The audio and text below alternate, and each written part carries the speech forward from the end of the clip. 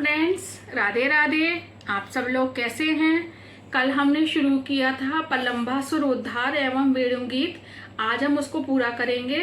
राधे राधे।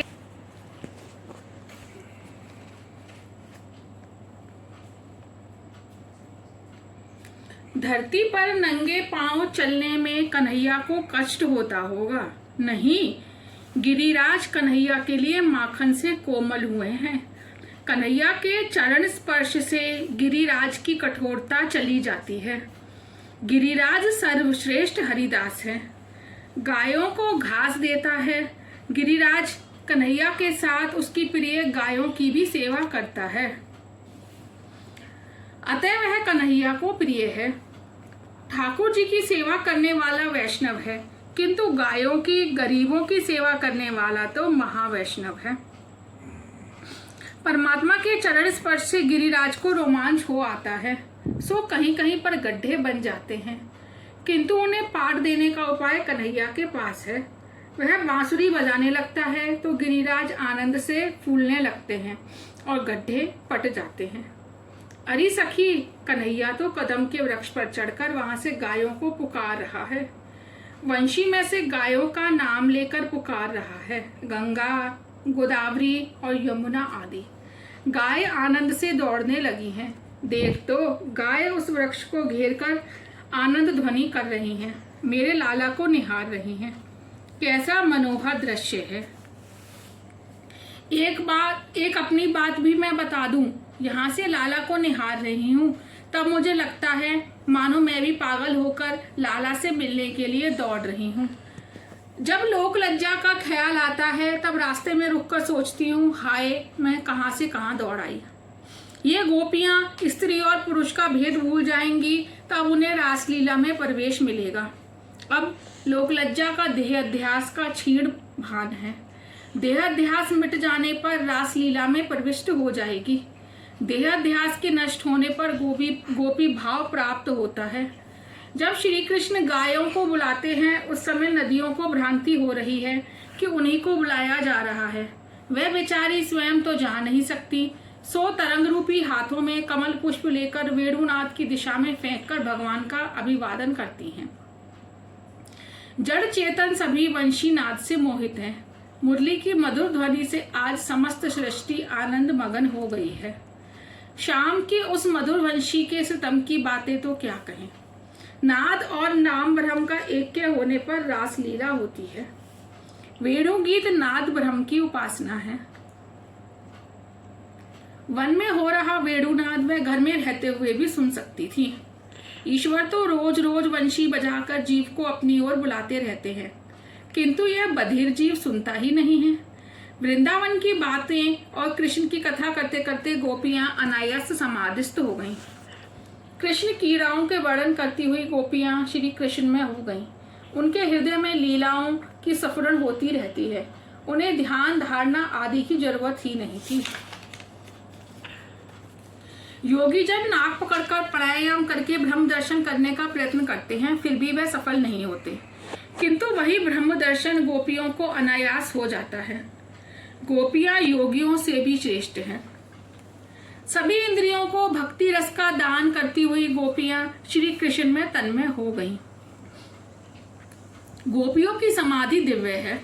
वह तो प्रेम सन्यासिनी है। उन्होंने श्री कृष्ण के लिए सांसारिक सुखों का त्याग किया है। सुखदेव जी जैसे योगी भी इनकी कथा कहते हैं। उन्हें लगता है वह संसार और वस्त्रों का त्याग करके सन्यासी बने हैं, जबकि वे तो संसार में रहकर और साड़ियां पहनकर भी सन्यासिनी बनी हैं। सुखदेव जी इनकी लीलाओं का वर्णन करते करते पागल हो गए हैं।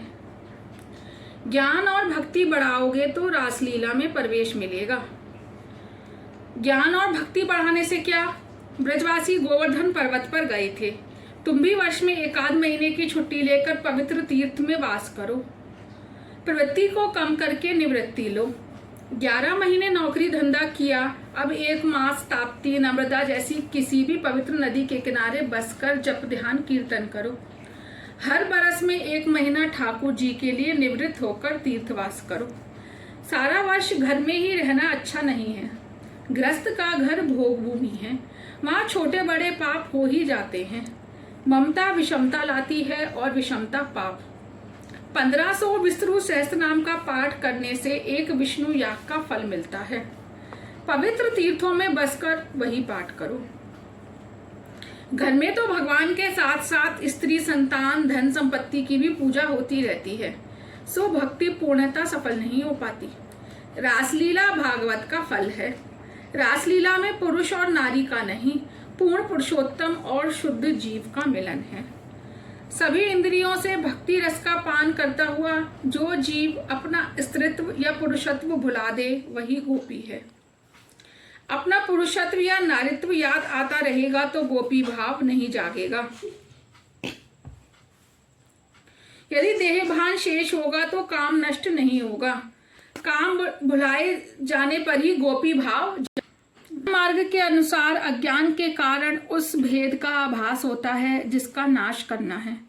भक्ति मार्ग भेद का नाश करके अभेद सिद्ध करने को कहता है। भक्त भक्ति के सहारे भेद का नाश करके श्री कृष्ण के साथ एक हो जाता है। वासना का क्षय होने पर जीवन सुधरता है। पूतना वासना और तृष्णाव्रत रजोगुण का नाश होने पर जीवन सात्विक होगा। भक्ति रस सभी इंद्रियों को पुष्ट करना है। दावाग्नि शांत होने पर वेणु गीत सुना जा सकेगा। यह सब तैयारी रास में जाने के लिए है। ईश्वर का क्या है? वेणु गीत में ब्रह्मचारी गोपियों का रास है। यज्ञ पत्नियों के प्रसंग में विवाहिता और गोवर्धन लीला में वानप्रस्थी गोपियों के साथ रास है। वेणुनाद में नाद ब्रह्म की उपासना करती हुई गोपियां तन्मय हो गईं। गोपियों ने कात्यायनी व्रत किया, सो कृष्ण ने उन्हें दिव्य वस्त्रों का दान दिया।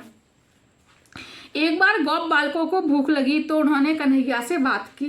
कन्हैया ने उनको यज्ञ कर रहे ब्राह्मणों के पास भेजा। ब्राह्मणों ने कुछ भी नहीं दिया, किंतु ब्राह्मणों की पत्नियों ने उन्हें भोजन कराया। यही है यज्ञ पत्नियों के उद्धार की संक्षिप्त कथा। अन्न दान सर्वोत्तम दान है। भगवान गरीबों और परम पवित्र ब्राह्मणों के मुख से भोजन करते हैं। सभी को यथाशक्ति भोजन कराओ। राधे राधे। आज का यही पूरा हुआ। कल शुरू करेंगे हम इंद्र यज्ञ निवारण एवं गोवर्धन लीला। राधे राधे।